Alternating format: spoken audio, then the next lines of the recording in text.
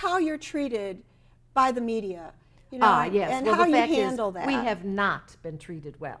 I can tell you the gossips, the media, they have been terrible. But the fact is, I could tell you it cuts me to the quick, but the reality is since Willie's death, none of that affects me in the least because it has no meaning. Yes, I can only imagine, and my heart goes out to you for that.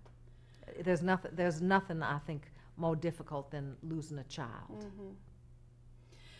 From the small community that I come from, there is a family whose son is named Todd Lincoln. No. And I had him in art class. Well, he must be a descendant. He is a descendant, and so when I go back, I'm going to find out more how he's a descendant of yours. I love that. Now tell me something. Where is it that you live? Frankenmuth, a place in Michigan. In Michigan. In Michigan. Well, you know, Mr. Lincoln grew up in Illinois, and I grew up in Kentucky, not far from where you are. Not at all. Not at all. Good Midwestern stock. Yeah, I'm a farmer's daughter. I'm a farmer. So, really? Yes, I am. I am. Now, there's one thing I'd also like to know about. Our world is riddled with all kinds of very radical religion now. And I know that you and Mr. Lincoln, or President Lincoln, were a religious family. And well, you know, that's an interesting thing because the thing is I go to church every Sunday, and sometimes Mr. Lincoln goes with me, but the fact is he has never officially joined any sect. So he does read the Bible. He is a religious man, but he doesn't see the need to go to church. You know, there's a lot of people in my time that feel the same way, that are extremely spiritual people. Well, it's interesting you should mention that because very often on Sunday, Mr. Lincoln and I will take drives through town, and we'll stop where the Negroes have their encampments, and we'll often listen to the preaching and to the songs. Yeah, they have a very... The Lord is my shepherd, I shall not want. He maketh me to lie down in green pastures. The Lord is my shepherd, I shall not want.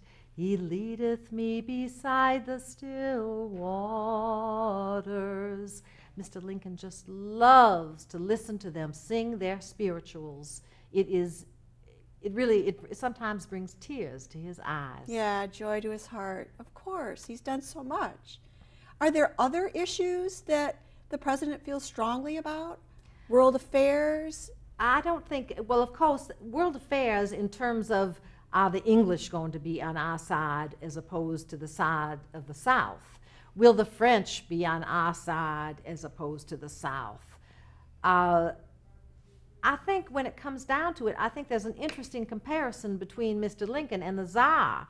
Mr. Lincoln has made it so that all these slaves have been freed through the course of the war, and the Tsar freed 20 million serfs, much to the dismay of their aristocracy. Of course. But this war has been supported very strongly by our men, and you know, in spite of all the death and all the horrible things that are part of war, everyone realized that this was crucial to free, that we all need to be truly free.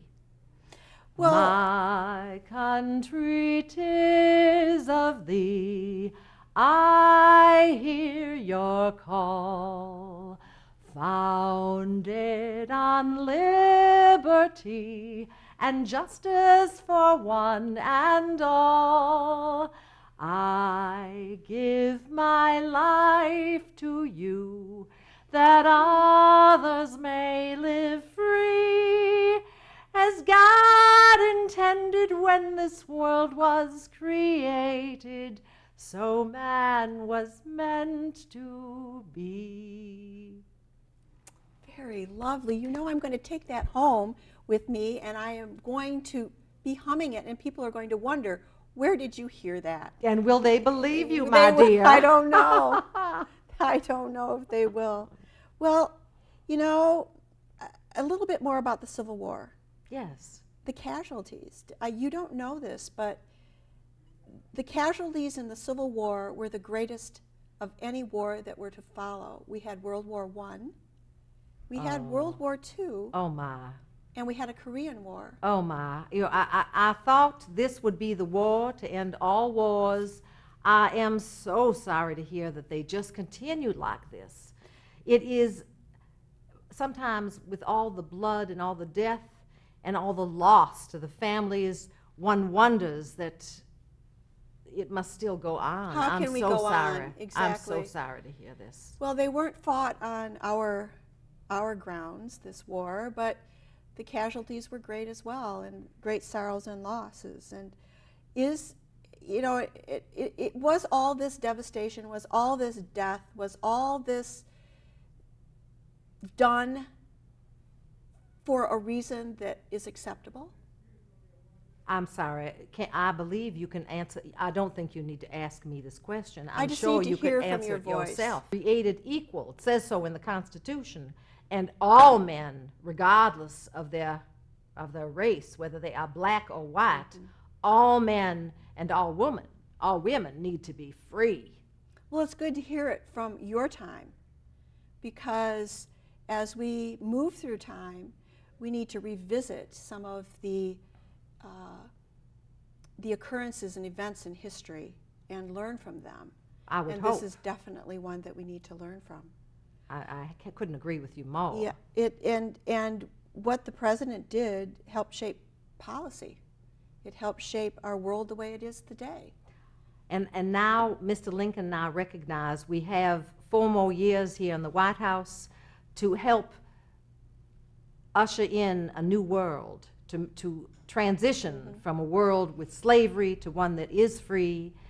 And he and I took a ride today, and I look forward to, along with Mr. Lincoln, to the time when he will retire, when we can visit other parts of the world. He tells me the place he most really enthusiastically wants to visit is Jerusalem. But there are many other places that we would like to go to as well.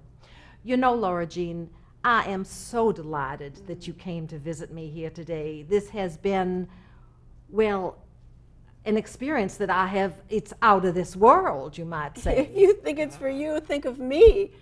It's unbelievable. The honor is all mine. And well, it's mutual, and I must say that I doubt that anything like this will ever happen again, but I am so delighted that you took the initiative to contact the White House and set up an arrangement to come visit me here today. it was a lot easier than I thought, I have to admit. I couldn't call, so I came, and they were so receptive. The hospitality here was just out of this world. Honestly, it was, and we're very open to having guests, and I especially love to entertain other women here at the White House. Well, I can see that. You made me tea, and you made me feel so comfortable. Thank you so much for coming. Perhaps we can do this again sometime. I don't know how I'm going to do it, but I'll come back to see you again. Marvelous. It would be wonderful if I could take you with me. That would be delightful. So you could see everything that the President has done with your help.